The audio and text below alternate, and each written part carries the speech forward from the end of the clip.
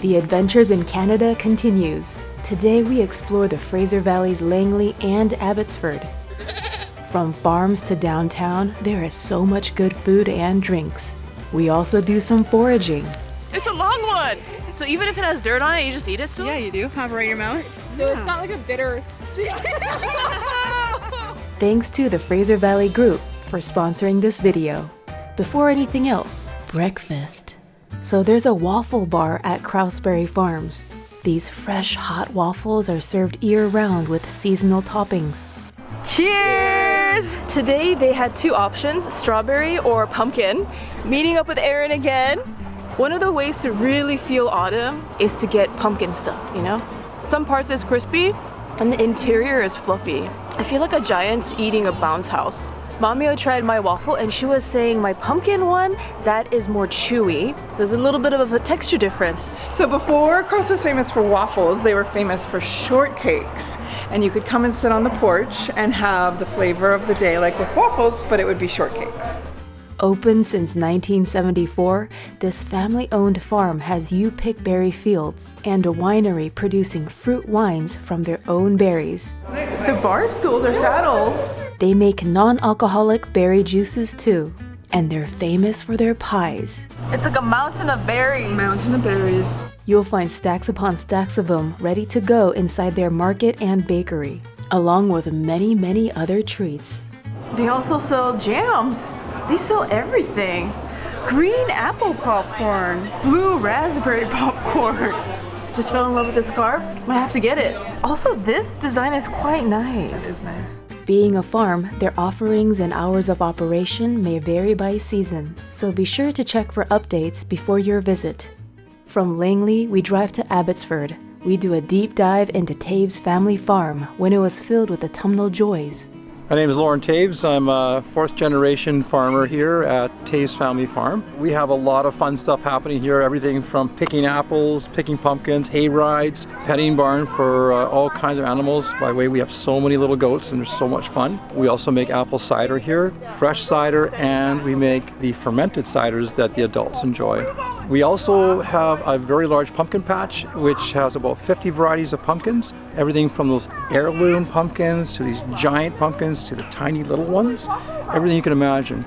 Pumpkin cannon, corn cannons for kids to have fun just launching pumpkins and corn. And additionally, we have 7 acres of corn mazes here. There's 3 different kinds of mazes. One is called the finger find maze, another one is called the pumpkin maze, and also the mystery maze. So what we have here is the magical garden, and it's actually run by the local gnomes. We used to find that the gnomes we'd see them and then they'd be gone, and in this last year, we noticed that the gnomes loved it here so much that they decided to stay here for good, and they have put their magic into this, what we call the magical garden. These sunflowers, planted them just on time so that they would open 3 weeks ago, and now they're coming near the end, and this is on Sunday, and then Monday morning, the tractor comes through here and they're all gone. Oh. And then the pumpkins start coming in, and it takes this entire week with about 6 guys to actually roll them out, the mosaic that we're going to put in. When the weather gets bad, the gnomes needed a place to sleep,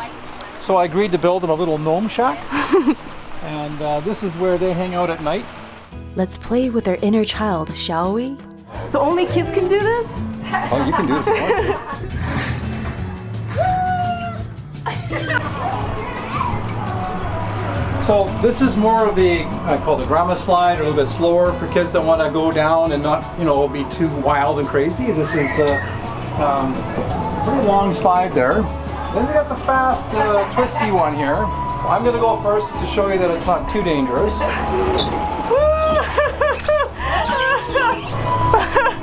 we go. A couple years ago, we were looking at how to create a better passageway for the customers that were out in the pumpkins or picking apples, and they wanted to stay out of the hayride route because they'd be walking where the hayride was running. And we came up with this, we called it the Gourd Walk because we were planting gourds in here, but we decided just to stick with these creeping vines. And these vines will turn bright red as October comes on. So we're developing a tunnel of vines to walk through. Some of these were planted this year, some were planted last year. And I think in about 2 or 3 years, this will all be filled in. It'll be a lot of fun, and it's gonna be gorgeous. So So we have pears along here too. You can see people pick pears. Yeah, this one's called 21st Century. Is this the maximum size this species get? I had a very heavy crop this year and we didn't thin them like usually we thin apples. So they ended up being a little bit smaller. So they're more like kid size, lunch size. Open seasonally, their on-site country store sells their very own apples and farm-fresh vegetables. You guys came at the right time because we are crushing apples today. You can see the apples are running through, and here they get rolled and the juice pressed out of them. But you could spend about 10 minutes looking for it because sometimes she's buried underneath them. It's a bit cool today, so they're not moving as much. Sometimes what we'll do is we'll put a little heater in here. So how old is this, you said, the beehive? I bought it, I think it was 1997. Approaching fun drinks and treats. This one's the apple pie sundae with vanilla ice cream and brown sugar crumble. The center is apple pie filling. The apple chip acts as the crown. And there are those crispy apples and then also soft apples. So you get different types of apple textures in there. We actually make our own apple pie filling, and we make it from the Jonagold apples. It's my mom's recipe that I grew up with in the 70s and 80s, and we decided to pass it on to people that come to the farm. So a little bit of the farm history is still presented in a lot of our foods here. Okay, on this straw, they have wrapped candy. I bet kids love this. It's apple cider slushy with purple pea flower slushy. That tastes so fun. Also on site is Taves Estate Cidery.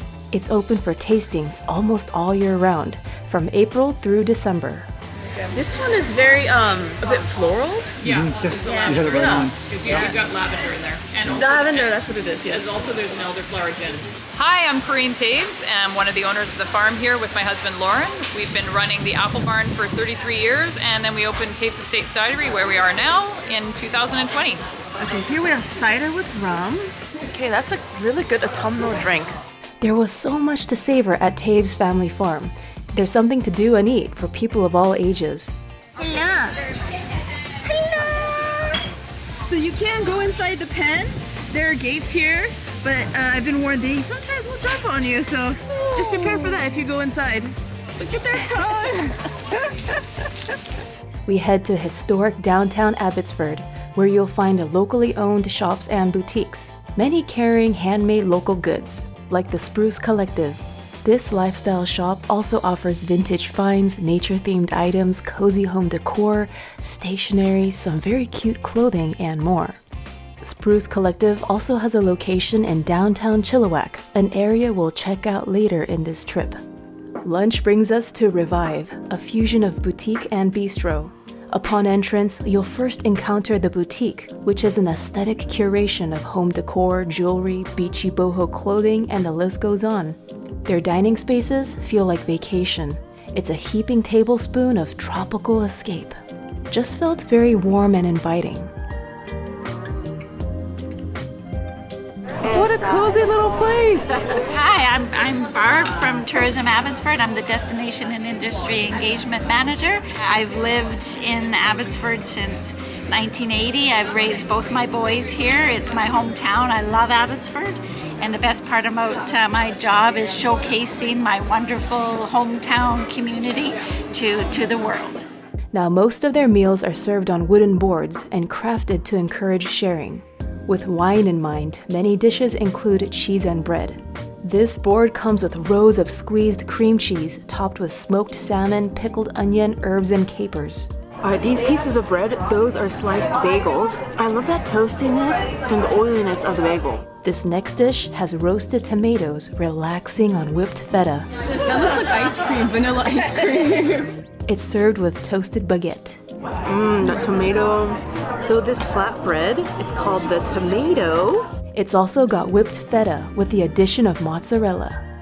That crust is pretty crunchy and it's quite thin. It's kind of like a pizza without any tomato sauce. You definitely feel that basil.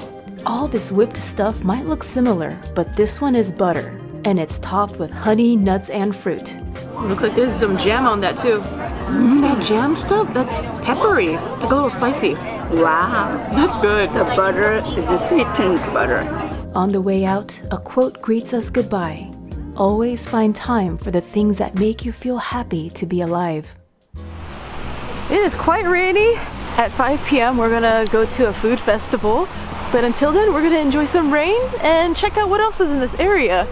We go weak in the knees for vintage goodies, so of course we check out Corby's Antiques and Collectibles. They're said to have one of the largest collections of fine china in the lower mainland. Been looking for candelabras and this one hit the spot. Bought it for our wedding.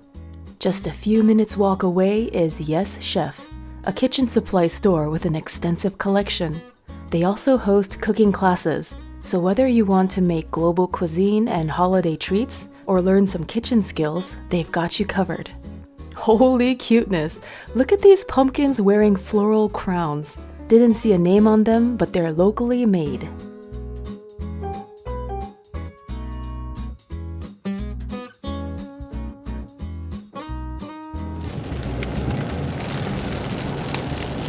Originally, this event was gonna be outside, but you know, it's raining, so they took it indoors.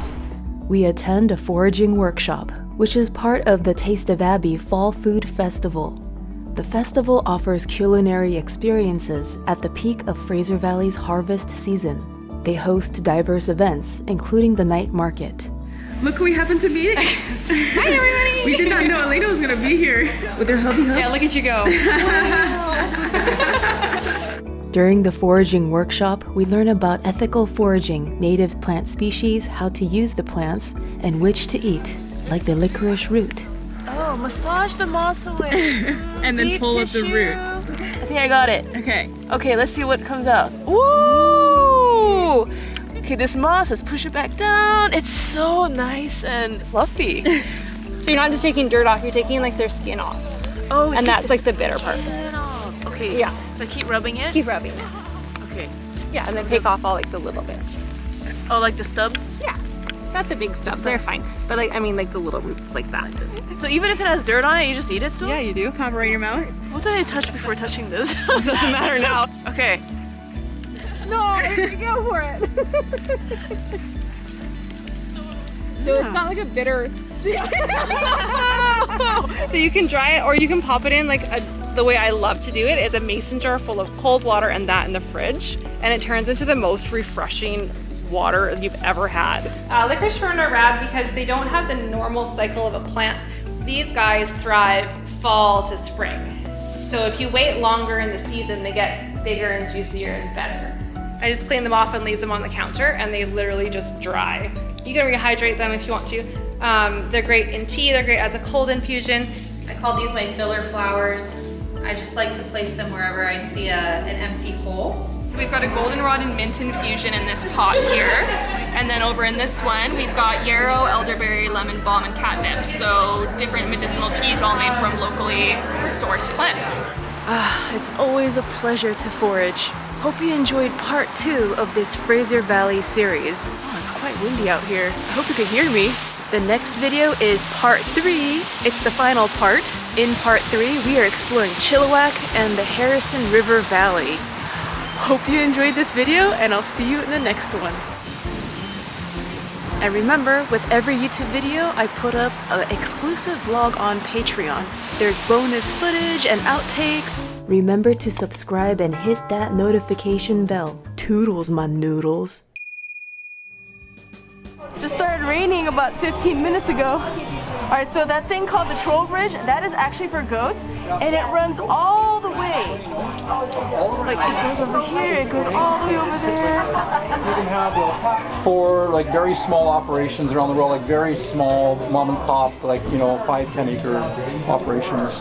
Well, I graduated from high school in 1985. I'm still 29 years of age, by the way. Just kidding. One of my favorite ciders we make here is actually called Vintage. A drier cider that we make, it's an estate series. There's a lot of crabapple, and we don't go for really the sweet bubbly side. It's more of the dry dinner wine type ciders. And this one especially is one that we re-fermented from 6.5% to 11.2%. It's a secondary fermentation. And then we aged them for almost a year in bourbon barrels. Very much like bourbon. I do like this cider. So yeah, it's good stuff. Because we do grow some pears on the farm here, we decided to make our own perry. And this is a lightly spiced pumpkin perry, because we have our own pumpkins in here too. The type of pumpkin we use is called the Cinderella pumpkin. And it's a pumpkin. It's very flat, really heavy, very dense. It's an heirloom pumpkin, and it has incredible flavors. We use it in all of our pumpkin recipes. Is the Cinderella pumpkin. There's nothing like it.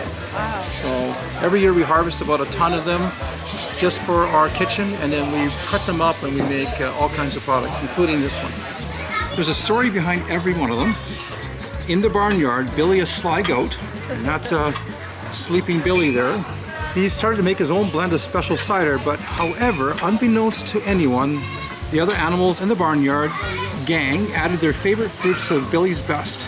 Thank goodness Farmer Loren discovered the cider, bottled it up so you could enjoy this blend. What's that? Who writes those? I wrote that. Did you? You wrote it. Ah. You're also a copywriter. And That's good. my son did all the graphics. We have a lot of crows on the farm that used to pull our pumpkin plants out when they would come up out of the ground as seedlings. Yeah. So we always call Pete's the local crow that is a little bit of a mischief maker. All right, so this is cedar. Yeah. Cedar leaf, and it smells really good. You smell it? Yeah.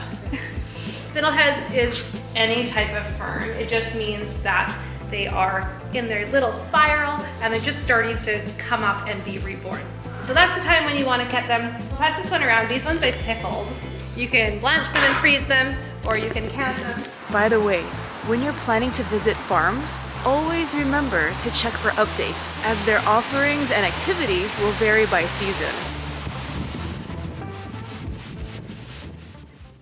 In my pockets of free time, I like to do arts and crafts. Lately, I've been making some progress on my office makeover by applying adhesive wallpaper on a repurposed shelf. For more artsy-fartsy updates, follow my Instagram at Creative Chillout. For food, travel, and life, follow my main Instagram at Miss Mina O.